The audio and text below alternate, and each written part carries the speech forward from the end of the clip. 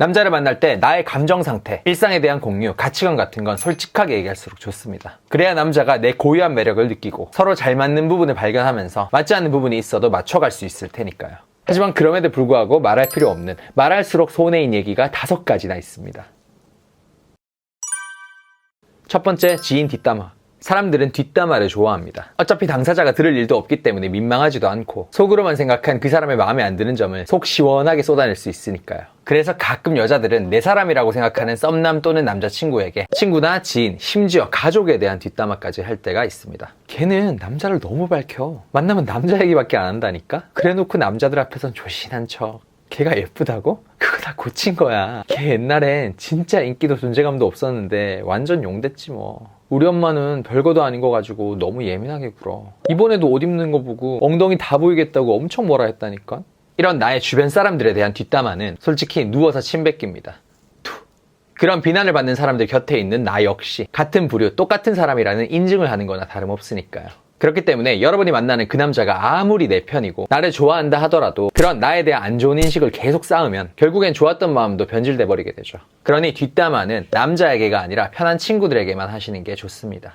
물론 여기엔 예외가 하나 있는데 직장 상사, 직장에 관한 뒷담화는 어느 정도 해도 돼요. 직장은 내가 원하는 사람만 만나는 게 아니고 사람 때문에 힘든 게 당연하다는 인식이 있기 때문에 남자가 충분히 이해하고 진심으로 위로해줄 가능성이 높습니다.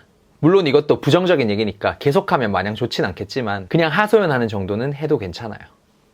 두 번째, 특정 병력.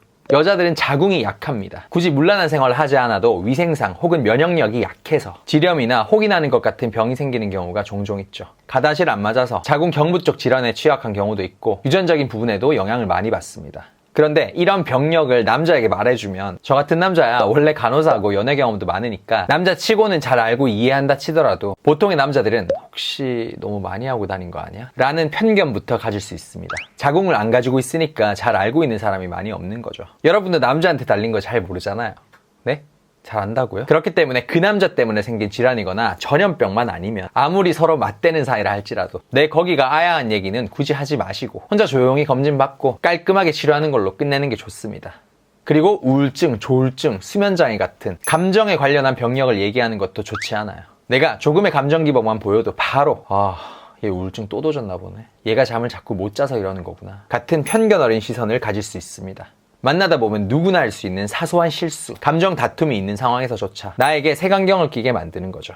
물론 이런 특정 병력에 관한 얘기를 무조건 안 해야 하는 건 아닙니다. 예외도 있죠. 내가 간호가 필요하거나 앞으로 만나면서 결국 티가 날 것 같은, 즉 관계가 깊어질수록 드러날 수밖에 없는 질환이 있다면 그건 그냥 솔직하게 얘기하시는 게 좋아요. 물론 만나자마자 병밍아웃 하는 건 말고요. 만나면서 서로 어느 정도 감정이 쌓였다 싶을 때 말하시면 됩니다.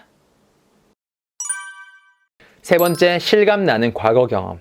현재 남자친구에게 내 과거 연애 경험을 솔직하게 얘기해도 될까요? 라는 질문을 많이 받습니다.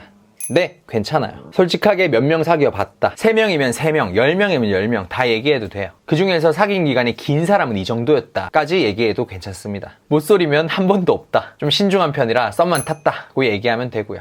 예전에 만났던 사람이랑 여기 와본 적 있냐고 물으면 그렇다고 가볍게 긍정해주는 것도 상관없습니다. 어차피 연애 횟수, 경험, 유무를 일일이 따지면서 쉽게 보거나 질투할 사람이라면 생각 자체가 편협한 사람이고 자기 매력에 자신 없는 사람일 가능성이 크기 때문이죠. 그런 사람은 만나지 말고 걸으시면 됩니다. 하지만 어차피 과거일 뿐인데 뭐 라는 생각으로 과거 경험을 너무 디테일하게 현실감 있게 얘기하는 건 자제하셔야 돼요.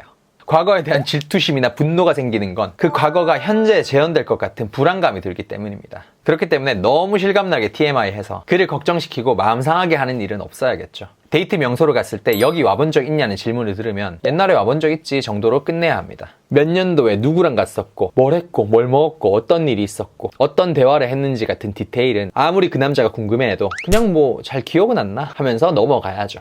전 남친에 대한 얘기를 묻더라도 그 남자를 만날 때 얼마나 좋았는지, 어떤 면이 싫었는지, 어떻게 하다 헤어졌는지 같은 너무 상세한 정황을 얘기하지 마시고 어차피 뭐 지나간 사람인데 뭐 소개받아서 잘 만나다가 안 맞는 부분이 점점 생겨서 헤어졌어 정도로 요약을 해버리세요. 스킨십에 관해서도 남자들이 워낙 그걸 궁금해하다 보니 자꾸 판도라의 상자를 열어보려고 할 때가 많습니다. 밖에서 해봤어? 이런 자세 해봤어? 이때 한 적 있으면 그렇다라고 대답해도 돼요. 하지만 몇 년 전에 어디서 누구랑 했고 그때 난 그게 좋았다, 싫었다, 다른 게 더 좋았다 같은 얘기는 굳이 할 필요가 없는 겁니다. 네 번째, 재정 상태. 남자들은 경쟁의식, 승부욕이 강합니다. 그래서 재정 상태, 경제적 능력으로도 무의식 중에 상대와 나를 비교할 때가 많아요. 그래서 남자에게 나는 얼마 모아놨어. 난 세후 몇백 정도 받아. 우리 집은 경제 사정이 이러이러해. 나 빚 있어. 라는 디테일한 재정 상태를 얘기하는 건 그 남자가 자연스럽게 서로를 비교하게 만드는 거라 좋을 게 없습니다. 남자의 기준에서 이 여자가 자기보다 더 많이 모았고 더 많이 번다면 열등감을 가지거나 데이트 비용에서 수지타산을 따지려는 마음이 들 수도 있고요. 자기보다 적다 싶으면 불필요한 우월감으로 여자를 대하거나 그 나이에 왜 그 정도밖에 라는 식으로 무시하는 마음을 품을 수도 있습니다. 사람 마음이 참 간사하다고 하잖아요. 굳이 나쁜 남자, 비겁한 남자, 소심한 남자가 아니라도 내 재정 상태에 대한 얘기를 굳이 구체적으로 공유할 때 조금은 슬그머니 그런 마음이 생길 수밖에 없게 되는 겁니다. 물론 이건 진짜 돈이 많은 사람, 객관적으로 사람들이 부자라고 생각할 만한 경제력을 가진 남자의 경우는 크게 해당이 안 됩니다. 그 정도의 사람은 살아온 환경이나 경험상 몇 억 차이, 몇 천만 원 차이는 언제든지 메꿀 수 있고 뒤집을 수 있는 변동성 있는 금액이라고 생각할 때가 많아요. 그래서 몇 억 더 벌었다고 우월감을 느끼거나 몇 천 덜 모았다고 무시하는 경우는 상대적으로 적습니다. 하지만 대다수의 일반인 기준에서는 재정 상태를 굳이 공개해서 부스럼 만들 필요가 없다고 기억하시면 돼요. 구체적인 재정 상태는 결혼을 약속한 사이에서만 공개하는 겁니다. 다섯 번째, 신체적 컴플렉스. 남들은 크게 신경 쓰지 않는데 상대가 나중에 그걸 발견하고 실망할까봐 괜히 찔려서 먼저 신체 컴플렉스를 공개하는 경우가 많습니다. 이런 경우엔 선빵 필승이 적용되지가 않아요. 그냥 긁어 부스럼 만들기입니다. 사람의 인지 범위는 생각보다 넓지 않아요. 보고 싶은 것만 보고 익숙한 거 위주로 눈에 들어오고 딱 아는 만큼만 보죠.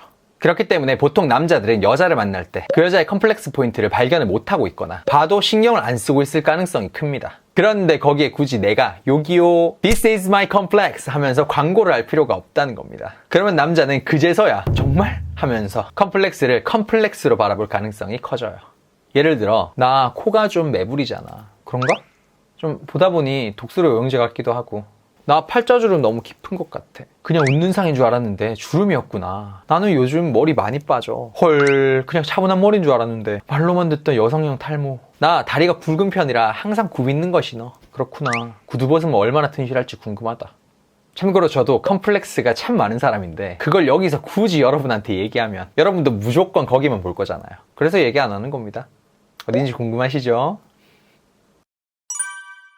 솔직함과 설명충의 기준이 이해되셨다면 구독과 좋아요 부탁드리고요. 저는 연애를 밝힌 남자 박호였습니다.